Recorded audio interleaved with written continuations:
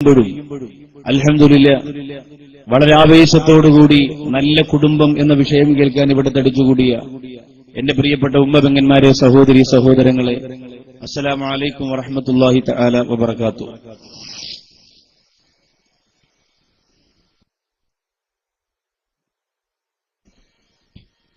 സർവശക്തനായ അല്ലാഹു സുബ്ഹാനഹു വ തആല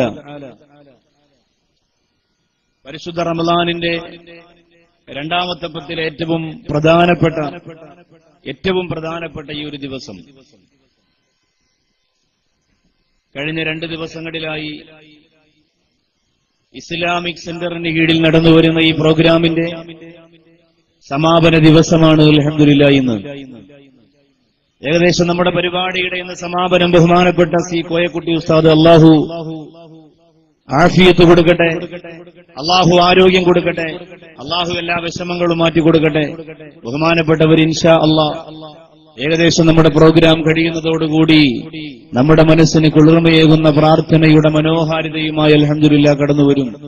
ഒരുപാട് കാലം ദീർഘനാൾ നമുക്ക് വേണ്ടി ആത്മീയമായ നേതൃത്വം തരാൻ അല്ലാഹു സുബ്ഹാനഹു വ തആല ഉസ്താദ് അവർക്ക് എല്ലാവിധ അനുഗ്രഹങ്ങളും ചൊരിഞ്ഞു കൊടുക്കട്ടെ എന്ന പ്രാർത്ഥനയോടെ കഴിഞ്ഞ 2 ദിവസങ്ങളിൽ നാം ചർച്ച ചെയ്തത് നന്മയുള്ള മനസ്സ് എന്ന മനോഹരമായ പുതിയ വിഷയമാണ്. അൽഹംദുലില്ലാ വിശുദ്ധ റമളാനുമായി ബന്ധപ്പെട്ട് നമ്മുടെ മനസ്സിലേക്കുള്ള അല്ലാഹു പടച്ച തമ്പുരാന്റെ നോട്ടത്തെ പ്രകാശപൂരിതമാക്കുവാനും മനസ്സിൽ പടർന്നുകൊണ്ടിരിക്കുന്ന മാരക രോഗങ്ങളെ തുടച്ചു മാറ്റുവാനും ആ വെളിച്ചമുള്ള ഹൃദയവുമായി സഞ്ചരിച്ചതുകൊണ്ടാണ് നമ്മുടെ മുൻഗാമികളായ പ്രിയപ്പെട്ട ഗുരുവര്യന്മാരെ നാം ഇന്ന് ഏറ്റവും അധികം ആദരവോടെയും മാതൃകയോടെയും കാണുന്നത് എന്ന ഓർമ്മപ്പെടുത്തലോടുകൂടി അതിനുവേണ്ടി കുറെ ദുആയും പ്രാർത്ഥനകളും ആയത്തുകളും പഠിച്ച് കഴിഞ്ഞ 2 ദിവസം കൊണ്ട് അൽഹംദുലില്ലാ നാം നമ്മുടെ വിഷയത്തെ സജീവമാക്കി വിടുന്നു പിരിഞ്ഞതാണ്.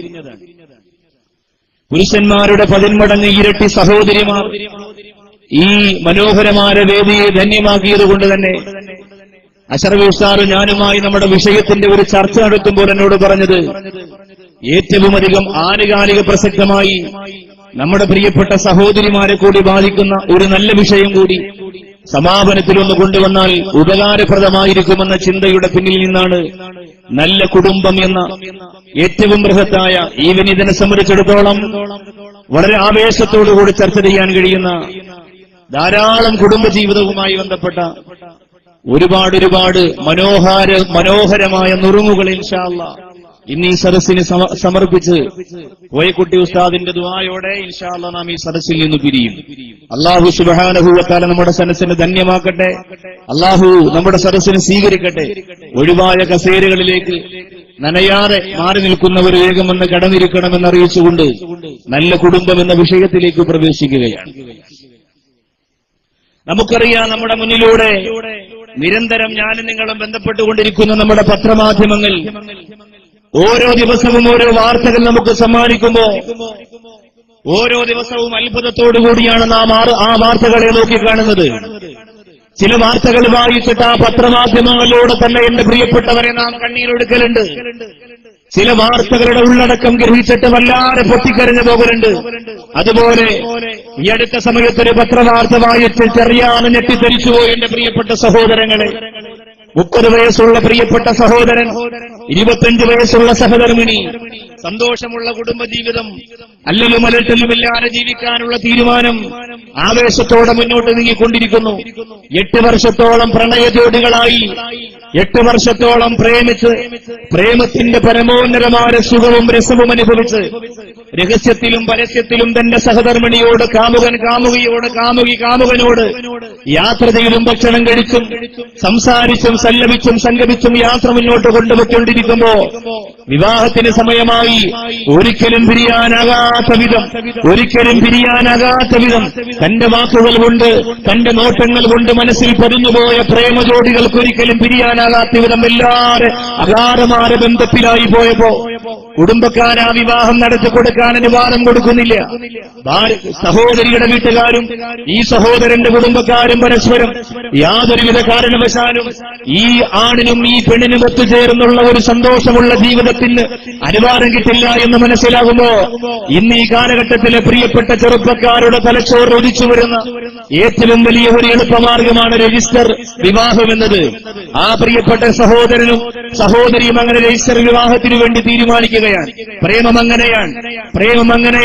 ആ പ്രേമത്തിന്റെ ഏറ്റവും വലിയ ആവാച്യമായ അനുഭൂതി ചിരകളിലേക്ക് പടർന്നു പിടിക്കുന്നു. വേദനയോടെ പ്രസവിച്ച മാതാവിനെ ചവിട്ടിക്കളയാൻ തനിക്ക് വേണ്ടി കഷ്ടപ്പെട്ടുകൊണ്ട് വാത്സല്യത്തോടെ ഓമനത്വത്തോടെ തന്നെ പോറ്റി വളർത്തിയ പ്രിയപ്പെട്ട പിതാവിനെ ധിക്കാരത്തോടുകൂടി ചവിട്ടിയെറിയാൻ ആധുനിക കാലഘട്ടത്തിലെ എന്റെ പ്രിയപ്പെട്ട സഹോദരങ്ങളാണ് ചെറുപ്പക്കാർ മനസ്സിലാക്കുന്നത്. പ്രേമമെന്ന് പറയുന്ന മാരക രോഗം തലയിലേക്ക് പടർന്നു പിടിക്കുമ്പോഴാണ് ഈ പ്രിയപ്പെട്ട സഹോദരൻ തന്റെ പ്രിയപ്പെട്ട സഹധർമ്മിണിയുമായി ഒത്തൊരുമിക്കുന്നതിന് വേണ്ടി എല്ലാ ബന്ധങ്ങളും മറിക്കുകയാണ്.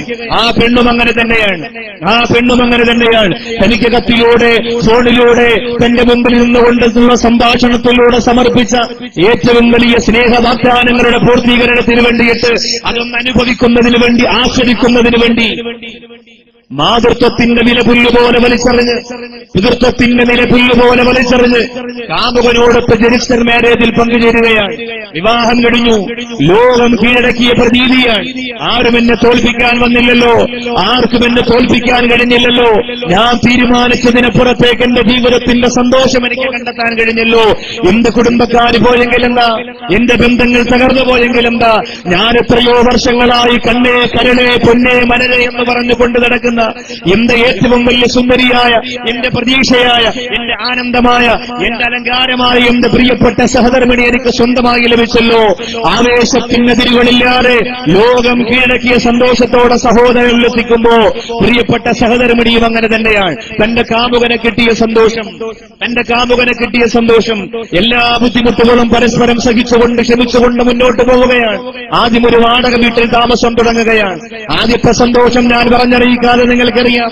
ലോകത്തെല്ലാ ഭാര്യ ഭർത്താക്കന്മാർക്കും ഉണ്ടാകുന്നത് പോലെ തലയിൽ വെക്കാതെ ഓമനത്വം തുളുമ്പുന്ന കുടുംബജീവിതത്തിന്റെ ഏറ്റവും വലിയ മനോഹാരിത തുളുമ്പുന്ന നിമിഷങ്ങളോട് ആ ഭാര്യയും ഭർത്താവും കടന്നു പോകുമ്പോ എന്റെ പ്രിയമുള്ളവരെ ഒരുപാട് വർഷം ആ സന്തോഷം നീണ്ടു നിന്നില്ല, ഒരുപാട് കാലം ആ ആനന്ദം നീണ്ടു നിന്നില്ല, ഒരുപാട് ആസ്വദിക്കാൻ അവർക്ക് കഴിഞ്ഞില്ല.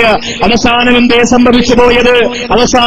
സംഭവിച്ചു പോയത് വിറയാർന്ന കരങ്ങളോടെ പത്രം കയ്യിൽ വെച്ച് ചാരിയിരുന്നുകൊണ്ട് അത്ഭുതത്തോടുകൂടി എന്റെ അവസാന ഭാഗം വായിച്ചു തീർക്കുമ്പോ എന്റെ പ്രിയപ്പെട്ട ചെറുപ്പക്കാരാ, ഒരു സെക്കൻഡ് എന്റെ മുമ്പിൽ വന്നിരിക്കുന്ന എന്റെ പ്രിയപ്പെട്ട സഹോദരങ്ങളെ കുറിച്ച്, സഹോദരിമാരെ കുറിച്ച് ഞാനൊന്ന് ചിന്തിച്ചുപോയി.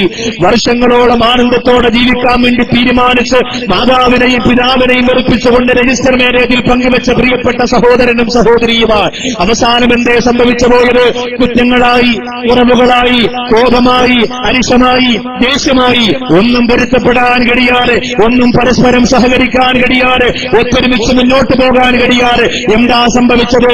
ഉറങ്ങിക്കിടക്കുന്ന സഹധർമ്മിണിയുടെ കഴുത്തും കൈയും കാലുമെല്ലാം ക്രൂരമായി വെട്ടിയെറിഞ്ഞുകൊണ്ട് വലിച്ചെറിഞ്ഞിട്ട് ആ റൂമിൽ ആത്മഹത്യ ചെയ്തുകൊണ്ട് ആ കുടുംബത്തിന്റെ പരിസമാപ്തി കുറിക്കുമ്പോ എന്റെ മുമ്പിലിരിക്കുന്ന പ്രിയപ്പെട്ട സഹോദരങ്ങളോട് ഞാൻ ഗൗരവത്തോടെ ഓർമ്മപ്പെടുത്തുന്നു, എന്തേ ഇങ്ങനെ സംഭവിച്ചു പോകുന്നു?